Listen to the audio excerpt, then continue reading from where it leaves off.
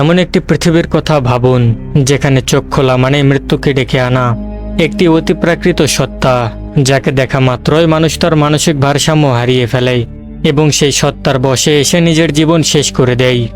এমন এক ভয়ঙ্কর পরিস্থিতিতে একজন মা তার সন্তানদের চোখে কাপড় বেঁধে বেরিয়ে পড়ে। তার লক্ষ্য একটাই, এমন একটি নিরাপদ জায়গা খুঁজে বের করা যেখানে তারা বেঁচে থাকতে পারবে। কিন্তু চোখে কাপড় বেঁধে শুধু চারপাশের শব্দ অনুভব করে তারা কি তাদের গন্তব্যে পৌঁছাতে পারবে, যেখানে প্রতিটি পদক্ষেপেই সেই অদৃশ্য শয়তান তাদের পিছু ধাওয়া করছে? আজকের পুরো গল্পে আমরা সেটাই দেখব। গল্পের শুরুতেই আমরা দেখতে পাই ম্যালোরি নামের এক মেয়েকে। সে একটি বাড়ির ভেতরে ভীষণ ভয় পেয়ে তার দুই সন্তানকে বোঝাচ্ছে যে তাদের সামনে একটি দীর্ঘ এবং বিপজ্জনক যাত্রা অপেক্ষা করছে। কিন্তু মনে রেখো, যাই ঘটে যাক না কেন, তোমরা দুইজন চোখের কাপড় খুলবে না। যদি পানি বা জঙ্গলের দিক থেকে কোনো শব্দ শুনতে পাও তাহলে সবার আগে আমাকে জানাবে, কিন্তু কোনোভাবেই চোখের কাপড় খুলবে না, নইলে তোমরা মারা যাবে। ম্যালোরি এখনও তার দুই সন্তানের কোনো নাম রাখেনি। এরপর বের হওয়ার আগে সে 3টি পাখিকে একটি বক্সের মধ্যে রেখে তার সঙ্গে নিয়ে যায়, কারণ তারা যে জিনিসটিকে ভয় পাচ্ছে সেই বিপদের পরিস্থিতি ওই পাখিগুলো সবার আগেই টের পায়। এরপর ম্যালোরি তার দুই সন্তানকে নিয়ে বাড়ির বাহিরে বেরিয়ে নদীর দিকে যেতে শুরু করে।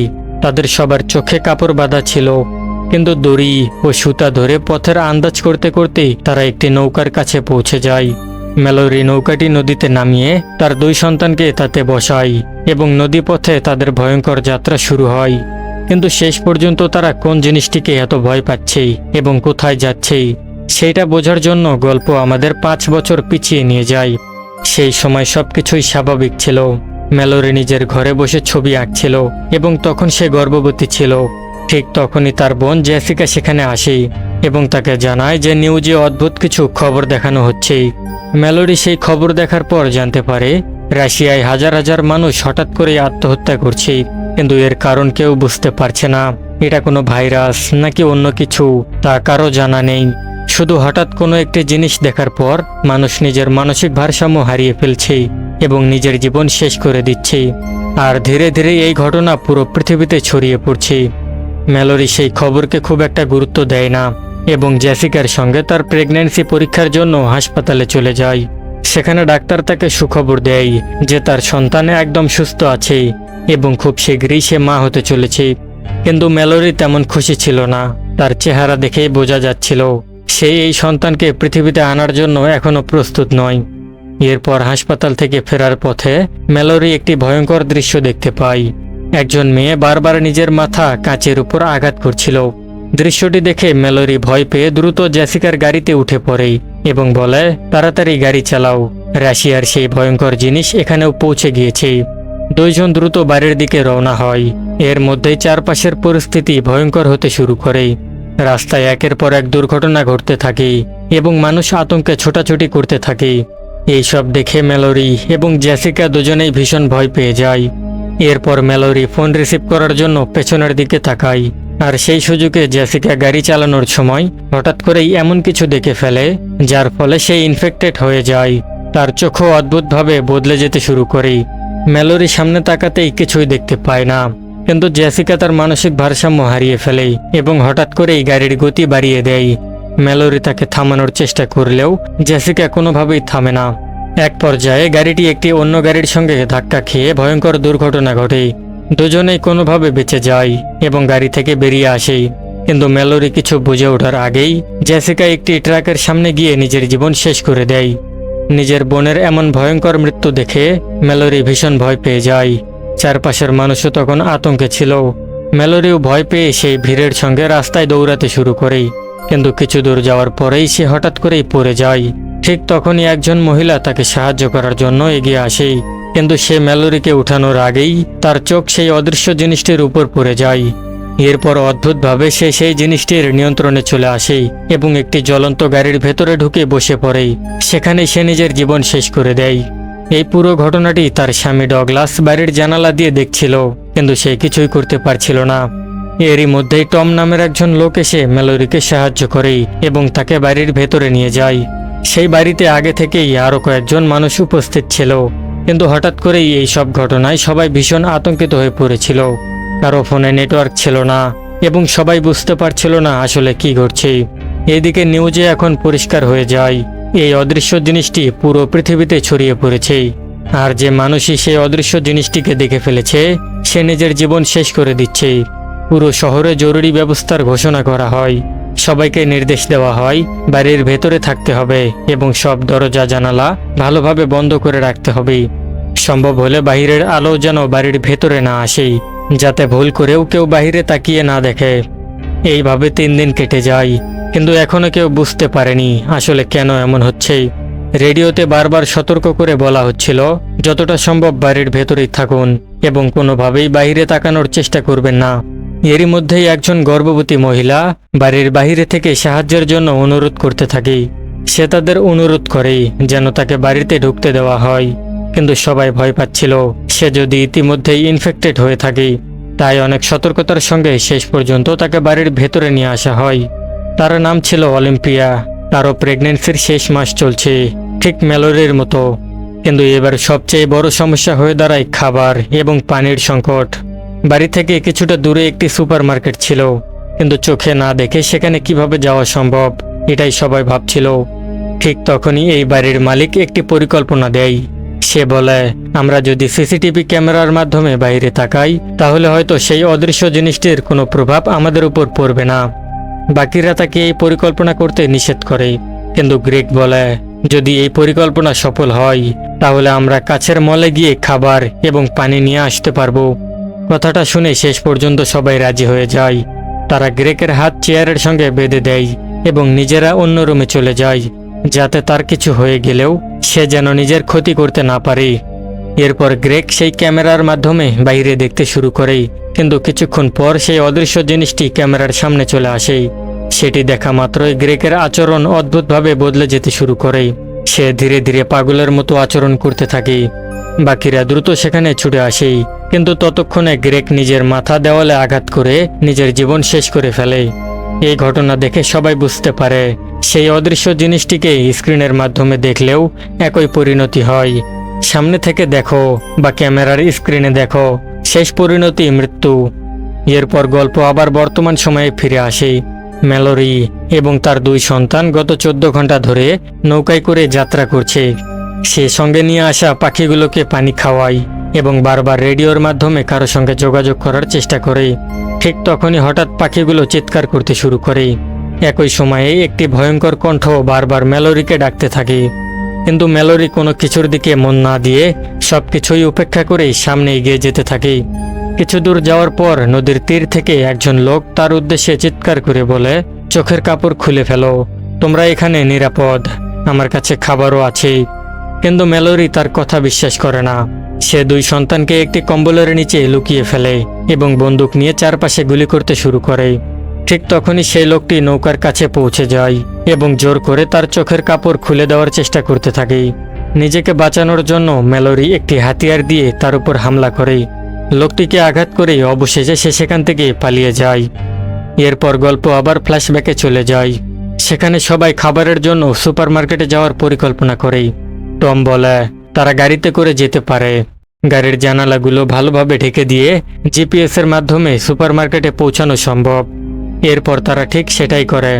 গাড়ির জানালা এবং ক্যামেরা ভালো করে ঢেকে নিয়ে 5 জন জিপিএসের সাহায্যে গাড়ি চালিয়ে বাইরে বের হয়।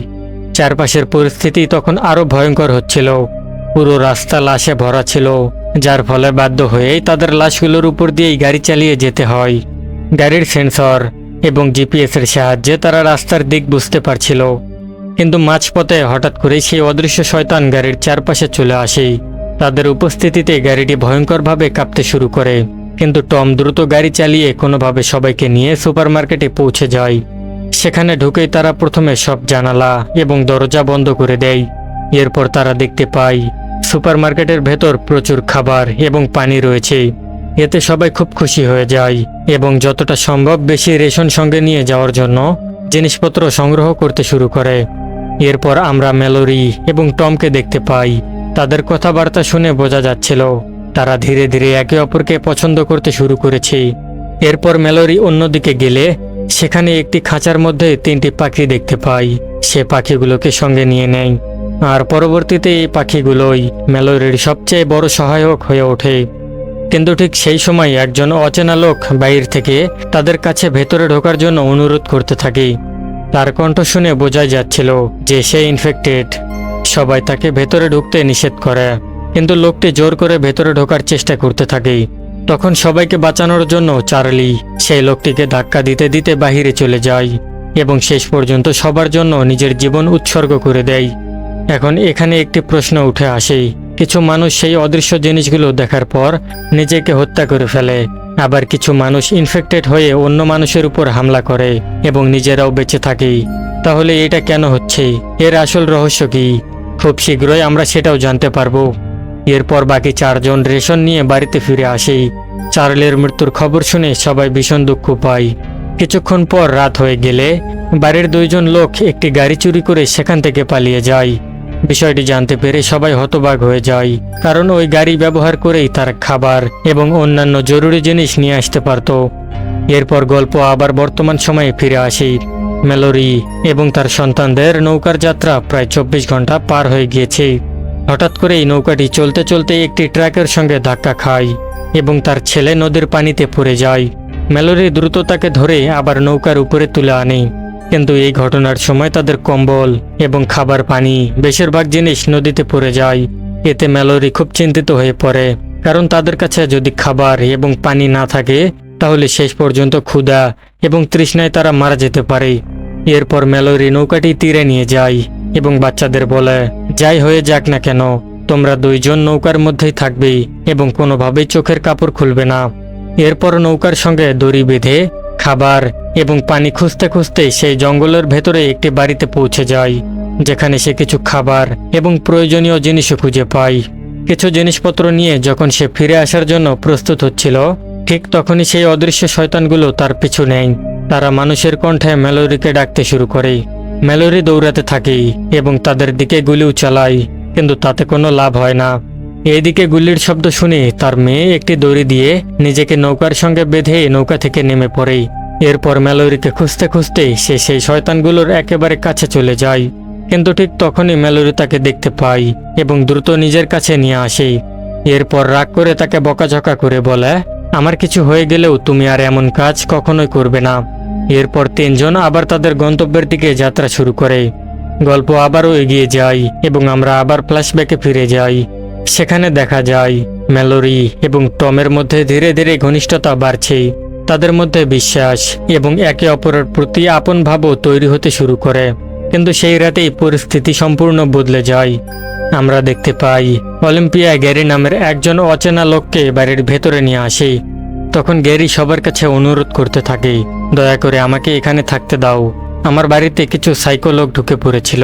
তারা আমার বন্ধুদের জোর করে চোখ খুলে দিয়েছিল এবং সেই শয়তানকে দেখিয়ে দিয়েছিল। আমার সব বন্ধুই আত্মহত্যা করেছে, কিন্তু আমি সেখান থেকে পালিয়ে এখান পর্যন্ত এসেছি।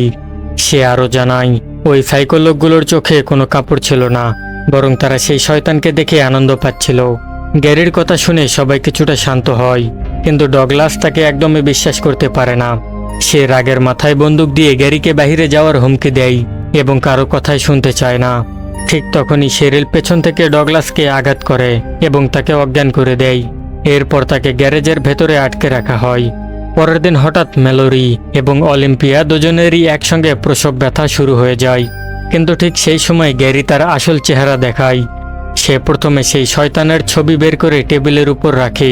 তার চোখে দেখে বোঝা যাচ্ছিল সে ইতিমধ্যেই শয়তানের নিয়ন্ত্রণে ছিল। এদিকে ম্যালোরি এবং অলিম্পিয়া দুজনেই তাদের সন্তান জন্ম দেয়। অলিম্পিয়ার একটি মেয়ে হয় এবং ম্যালোরি একটি ছেলে সন্তান জন্ম দেয়। কিন্তু নিচের ঘরে গ্যারি ম্যালোরির পাখিগুলো ধরে ফ্রিজের মধ্যে বন্ধ করে দেয় এবং জানালায় লাগানো কাগজগুলো খুলতে শুরু করে। ডগলাস তার এই কর্মকাণ্ড দেখে বুঝতে পারে গ্যারি আসলে সেই সাইকোলোগদের একজন, যারা শয়তানটিকে দেখার পর মারা যায় না এবং অন্য মানুষদের হত্যা করতে চায়। ঠিক তখনই টম সেখানে আসে। ডগলাসের কথা শুনে সে দ্রুত পাখিগুলোকে ফ্রিজ থেকে বের করে আনে, কিন্তু তখনই গ্যারি পেছন থেকে এসে টমের মাথায় আঘাত করে এবং তাকে অজ্ঞান করে দেয়। ডগলাস তখন চিৎকার করতে শুরু করলে গ্যারি সেই গ্যারেজের শাটার খুলে দেয়, যাতে ডগলাস চোখ বন্ধ করেও সেখান থেকে বের হতে না পারে। এরপর গ্যারি উপরে গিয়ে বাকি জানালার কাগজগুলো খুলে ফেলে।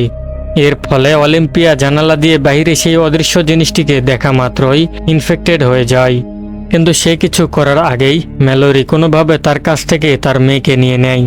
এরপর অলিম্পিয়া জানালা দিয়ে লাফিয়ে নিজের জীবন শেষ করে দেয়।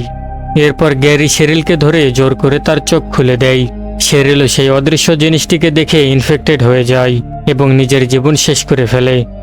এরপর গ্যারি ম্যালোরির দিকে এগিয়ে আসে, কিন্তু ম্যালোরি একটি চাদর দিয়ে নিজেকে এবং 2 শিশুকে ঢেকে রেখেছিল, তাই সে তখনও নিরাপদ ছিল। ঠিক তখনই ডগলাস একটি শটগান নিয়ে সেখানে পৌঁছে যায়। সে চোখ বন্ধ করে গ্যারিকে গুলি করার চেষ্টা করে, কিন্তু গ্যারি এই সুযোগই কাজে লাগায়। দুজনের মধ্যে লড়াই শুরু হয় এবং লড়াই করতে করতে তারা নিচে পড়ে যায়। এরপর গ্যারি একটি কাঁচের টুকরো দিয়ে ডাগলাসকে হত্যা করে। ঠিক সেই সময় টমের জ্ঞান ফিরে আসে। সে কোনোভাবে শটগানটি তুলে নেয় এবং গ্যারিকে গুলি করে হত্যা করে ফেলে। এরপর গল্প সরাসরি 5 বছর সামনে এগিয়ে যায়। এখন ম্যালোরি এবং টম একসঙ্গে থাকে এবং তাদের সন্তানরাও অনেক বড় হয়ে গিয়েছে। ম্যালোরি প্রতিদিন তার সন্তানদের বিভিন্ন ধরনের সার্ভাইভ করার স্কিল শেখায়। তবে বিপদ এখনো শেষ হয়নি। বাইরে এখনো সেই সাইকোলোকেরা ঘুরে বেড়ায়। তারা সাধারণ মানুষদের ধরে হত্যা করে। এভাবেই তাদের জীবন চলতে থাকে। এরপর একদিন রেডিওতে একটি কণ্ঠ শোনা যায়। সেখানে রিক নামের একজন লোক জানায় তারা যে জায়গায় রয়েছে সেটি সম্পূর্ণ নিরাপদ। সেখানে তাদের একটি কলোনি রয়েছে এবং খাবার পানির পর্যাপ্ত ব্যবস্থা আছে। রিক তখন আরও বলে, তোমরা যদি নদীর স্রোতের সঙ্গে এগিয়ে আসো তাহলে প্রায় 2 দিন সময় লাগবে। যখন নদীর স্রোত সবচেয়ে বেশি থাকবে তখন কাছের জঙ্গলের মধ্যে আমাদের কলোনিটি খুঁজে পাবে। সেখানে অনেকগুলো পাখি আছে যাদের ডাক শুনে তোমরা আমাদের খুঁজে পেতে পারবে। টম রিকের কথায় বিশ্বাস করে, কিন্তু ম্যালোরি সেখানে যেতে অস্বীকার করে। সে বলে এমনও হতে পারে যে ওই লোকটিও ইনফেক্টেড এবং সে আমাদের এখান থেকে বের করে এনে হত্যা করতে চায়। এরপর রাতে টম যখন বাচ্চাদের গল্প শোনাচ্ছিল তখন ম্যালোরি রাগ করতে শুরু করে। সে বলে বাচ্চাদের এইভাবে গল্প শোনাবে না, পরে তারা বাইরে যাওয়ার জন্য জেদ করতে শুরু করবে। টমও তখন রেগে গিয়ে জবাব দেয়, শুধু বেঁচে থাকাটাই যথেষ্ট নয়, বাচ্চাদের কিভাবে খুশি থাকতে হয় সেটাও শেখানো দরকার। তারা একটা ভালো জীবন, একটা ভালো পরিবার এবং একজন ভালো মা পাওয়ার যোগ্য। কিন্তু তুমি তো তাদের এখনো নামও রাখোনি, তুমি শুধু তাদের ছেলে মেয়ে বলেই ডাকো। টমের কথা শুনে ম্যালোরি খুব মন খারাপ করে এবং সে চুপ হয়ে যায়। তবে সে জানতো টম সবকিছুই বাচ্চাদের ভালোর জন্যই করছে। এরপর টম রাতে ম্যালোরিকে বোঝায় তাহলে ওই জায়গায় যেতেই হবে। এই কথাবার্তার সময় দুজনের মধ্যে ঘনিষ্ঠতা আরও বেড়ে যায়। কিন্তু পরের দিনে পরিস্থিতি খারাপ হয়ে যায়। তারা যখন কিছু জিনিসপত্র নেওয়ার জন্য বাহিরে যায় তখন কয়েকজন সাইকোলোগ তাদের উপর হামলা করতে আসে। টম তখন ম্যালোরি এবং বাচ্চাদের বোঝায় এবং তাদের পেছনের রাস্তা দিয়ে বের করে দেয়। এরপর সে নিজেই ওই লোকগুলোর সামনে চলে আসে। লোকগুলোর কাছে বন্দুক ছিল এবং তারা টমের চোখের কাপড় খুলে ফেলতে বলে। ঠিক তখনই তারা ম্যালোরিকে সেখান থেকে চলে যেতে দেখে। টম তাদের দিকে গুলি চালিয়ে 2 জনকে মেরে ফেলে, কিন্তু এই লড়াইয়ের সময় টম নিজেও আহত হয়। এখন চোখে কাপড় বেঁধে বাকি লোকগুলোকে হত্যা করা অনেক কঠিন হয়ে পড়ে, তাই টম নিজের কাপড় খুলে ফেলে এবং খুব বুদ্ধিমত্তার সঙ্গে বাকি 2 জনকেও শেষ করে দেয়। এরপর শেষ লোকটিকে হত্যা করতে যাওয়ার সময় হঠাৎ করেই সেই শয়তানটি টমের সামনে চলে আসে, যার ফলে টমও ইনফেক্টেড হয়ে যায়।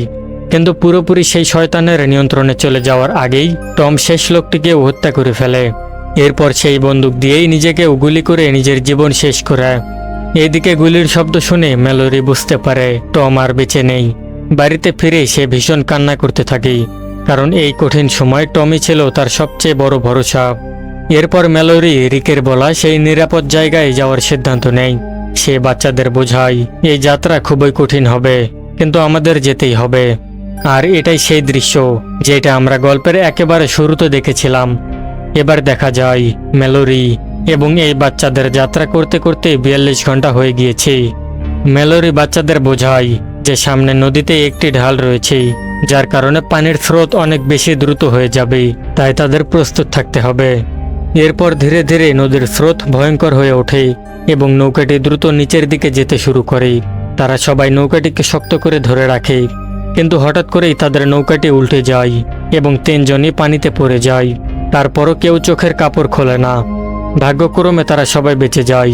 ম্যালোরি কোনোভাবে তাদের বাচ্চাদের এবং পাখিগুলোকে নিয়ে নদীর উপরে উঠে আসে। এই যাত্রার সবচেয়ে কঠিন অংশ তারা পার করে ফেলেছে। এখন শুধু পাখিদের ডাক অনুসরণ করে রিকের বলা জায়গায় পৌঁছাতে হবে। আর সেই জায়গাটি এখান থেকে খুব বেশি দূরে ছিল না। কিন্তু জঙ্গলের মধ্যে দিয়ে যাওয়ার সময় হঠাৎ করেই সেই শয়তানগুলো আবার তাদের পিছু নিতে শুরু করে। তারা অদ্ভুত সব শব্দ করে ম্যালোরি এবং বাচ্চাদের বিরক্ত করতে শুরু করে। ঠিক তখনই হঠাৎ করেই ম্যালোরি পড়ে যায় এবং বাচ্চাদের থেকে কিছুটা দূরে গিয়ে অজ্ঞান হয়ে যায়। বাচ্চারা তখন ম্যালোরিকে খুঁজতে গিয়ে একে অপরের থেকে আলাদা হয়ে যায়। আর ঠিক তখনই সেই শয়তান ম্যালোরির কণ্ঠ নকল করে বাচ্চাদের চোখের কাপড় খুলে ফেলতে বলে। কিন্তু ঠিক সেই সময়ে ম্যালোরির জ্ঞান ফিরে আসে। সে জোরে চিৎকার করে বাচ্চাদের থামিয়ে দেয়। এরপর একে একে সে 2 বাচ্চাকেই খুঁজে পায়। এরপর ম্যালোরি তাদের নিয়ে পাখির ডাক অনুসরণ করে দৌড়াতে শুরু করে, কারণ সেই অদৃশ্য শয়তানগুলো তখনও তাদের একেবারে পেছনে লেগেছিল এবং বারবার তাদের সাথে কথা বলার চেষ্টা করছিল। কিন্তু শেষ পর্যন্ত তারা সেই নিরাপদ জায়গায় পৌঁছে যায়। ম্যালোরি দ্রুত দরজা খোলার জন্য অনুরোধ করতে থাকে। অবশেষে ভেতরের লোকেরা তাদের দরজা খুলে দেয় এবং সবাইকে ভেতরে নিয়ে আসে।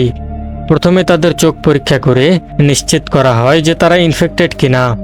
এরপর ম্যালোরির সঙ্গে সেই রিকের দেখা হয়, যে রেডিওর মাধ্যমে তাদের সঙ্গে যোগাযোগ করেছিল। ম্যালোরি চোখের কাপড় খুলে চারিদিকে তাকিয়ে দেখতে পায় এটি আসলেই একটি ব্লাইন্ড স্কুল। এখানে বেশিরভাগ মানুষই দেখতে পায় না, আর সেই কারণেই সেই অদৃশ্য শয়তান তাদের কোনো ক্ষতিও করতে পারে না। এখানে অনেকগুলো পাখিও পালন করা হয়, যাতে বিপদ আসার সঙ্গে সঙ্গেই তারা বুঝতে পারে এবার ম্যালোরি এবং তার সন্তানরা পুরোপুরি নিরাপদ। ম্যালোরি তার সঙ্গে নিয়ে আসা পাখিগুলোকেও সেখানে ছেড়ে দেয়। ঠিক তখনই ম্যালোরি দেখতে পায় সে ডাক্তারকে, যাকে আমরা গল্পের শুরুতে দেখেছিলাম এবং যিনি এখানে আগে থেকেই ছিলেন। ডাক্তার যখন বাচ্চাদের নাম জিজ্ঞেস করে, তখন ম্যালোরি প্রথমবারের মতো তাদের নাম দেয়। মেয়েটির নাম রাখে অলিম্পিয়া, যা ছিল তার আসল মায়ের নাম, আর ছেলেটার নাম রাখে টম। নিজেদের নাম পেয়ে বাচ্চারা খুব খুশি হয়। এবার তারা সেখানে থাকা অন্য অনেক বাচ্চাদের সঙ্গে আনন্দে খেলতে পারবে। এটা দেখে ম্যালোরি স্বস্তির নিঃশ্বাস ফেলে। সে বাচ্চাদের দিকে তাকিয়ে হাসে। আর এভাবেই এই ভয়ঙ্কর গল্পের সমাপ্তি ঘটে।